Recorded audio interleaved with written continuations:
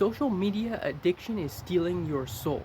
However, if you raise your consciousness, you can rise above it. Now, this all started a while ago. I came to this very profound realization, which is that if I left my phone alone and I just left it somewhere and just went out without my phone, I felt this insanely expanded level of consciousness and awareness. And I realized that I was addicted to my phone. Like, I would just look at my phone every few minutes or whatever. I would always be watching these little YouTube videos on my phone, and I think it really had a negative effect on me, and I still feel that I'm addicted to my phone, but now I am just more aware of it. So I would leave my phone at home, and literally I felt like it just had such a profound psychological and spiritual effect on me. And even just the difference between having my phone in my pocket and not having my phone in my pocket just had this kind of big mental difference with me. And I just felt so much in the present moment, similar to the book Eckhart Tolle's Power of Now, where he speaks about the importance of being in the present moment. And I just felt like I noticed so much more, and I felt so much more positive. Where when I had my phone with me and on me, I felt more negative. But with the phone just like put away somewhere, I felt so much better, so much more positive, thinking more positively, thinking more like empathetically, and such a big difference. And I began to think in this new way and create these new ideas in my brain about this concept, and basically devise my own philosophy about the usage of these phones, these smartphones, these technological devices, computers, and so on. And I realized that I really don't have, or I didn't have, a really healthy relationship with my phone, because it's really not healthy to be using your phone all the time, like all day long. When people have children, they will put a limit on their kids for the amount of time that they are allowed to use a computer or their electronic devices, right? When I was a kid, definitely I had like a 1 hour, I think I had a 1 hour per day limit for video games, because when I was a kid, their smartphones were very new. I didn't have a smartphone, but there was video game consoles, and my brother and I, we had a video game console, and we would have like this 1 hour limit to play video games, but the rest of the time we couldn't play video games. We had to just play outside or use our imaginations and stuff like that. And I think that that was so beneficial to us. And I see kids nowadays, and their parents are just so, I guess, tired of taking care of them or something, that they just let them use these tablets 24/7, and it's like it literally rots their brains. It's so bad for them. And I don't understand why they would allow that, but I guess it's just the easy thing to do, because and it will create the least conflict, because if the kids see the other kids are playing on their tablets, they're gonna want to play on the tablets too, kind of thing. But the thing is kids don't realize that this is really unhealthy. So since I've come to this profound realization, I have come up with a plan to rehabilitate from my social media addiction, and I think this could really help a lot of you out there who are struggling with the same thing. So my idea is to essentially only mainly use my electronic devices for positive and productive purposes, such as, for example, speaking to family members and friends, communicating with loved ones, and work, if you have to do some kind of work or whatever you have to do, to get by, to continue with your job or whatever that you are doing in your day-to-day life, and also your hobbies and passions. For example, I play the acoustic guitar and the ukulele, and I use YouTube to watch tutorials and stuff like that to take these kind of lessons on YouTube for guitar and ukulele, and I want to continue doing that, and I don't necessarily want to limit myself in those regards. If I have a lot of free time, I will continue doing that as a passion of mine.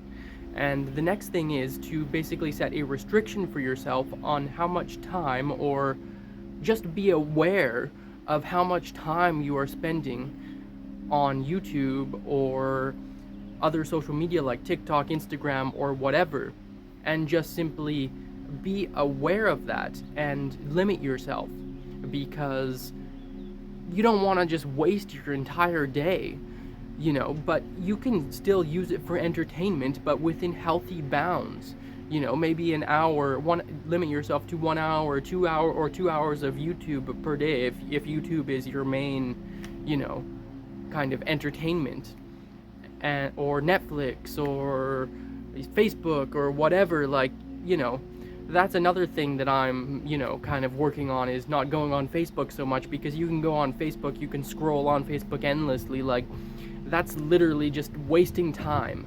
And hey, you can do whatever you want. It's your life. You can waste your life if you want to, but I don't want to. I want to live my life to the fullest, so I want to limit myself in these regards. But I will use Facebook to communicate with my loved ones on Messenger and stuff like that, sending stuff, and speaking with them on these social media platforms. But as I mentioned before, that's kind of separate. But just scrolling on Marketplace, scrolling on Facebook, scrolling on YouTube, as they call it, I think they call it doomscrolling, which is almost like this term that I think has come out in the past few years, which I'm pretty sure that just means you're just scrolling to your doom. You are scrolling, endlessly, and to no end, to no point.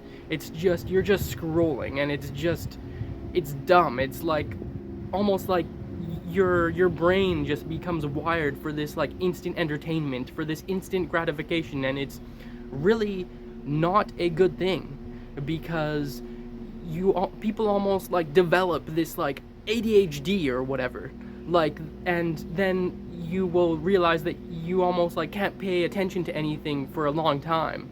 You lose your sense of focus.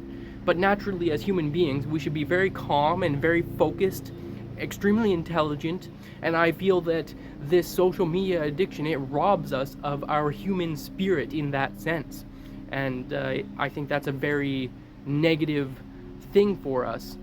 And I think there's a lot of things that you can do, that you can take these steps to improve your life and to rehabilitate and detox from your social media addiction.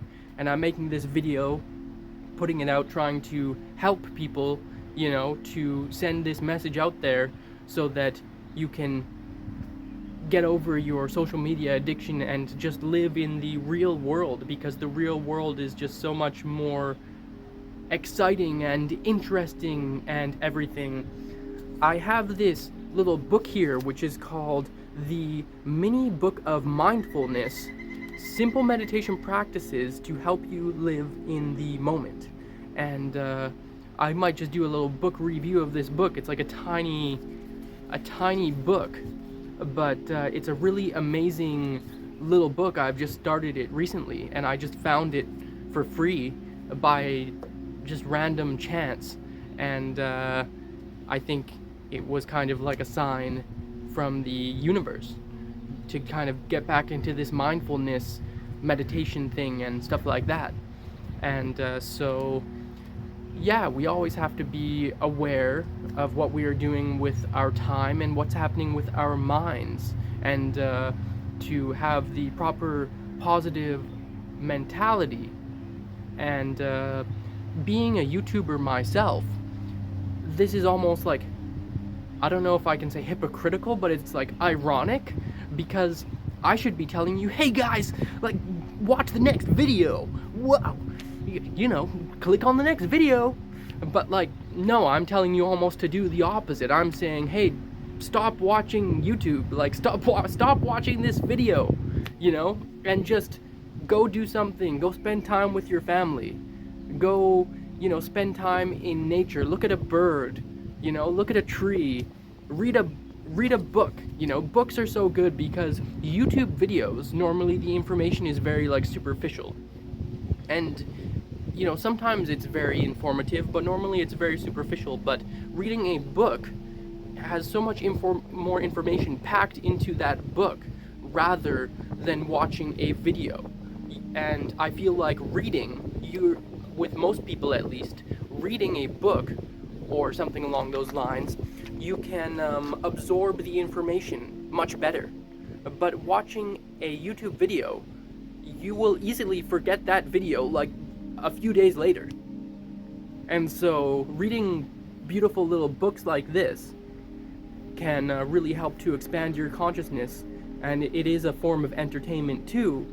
But if it's the non-fiction books like this or other informative books, it also at the same time expands your consciousness to different dimensions, to different ways of thinking, and it is very good for your vocabulary, very good for your brain.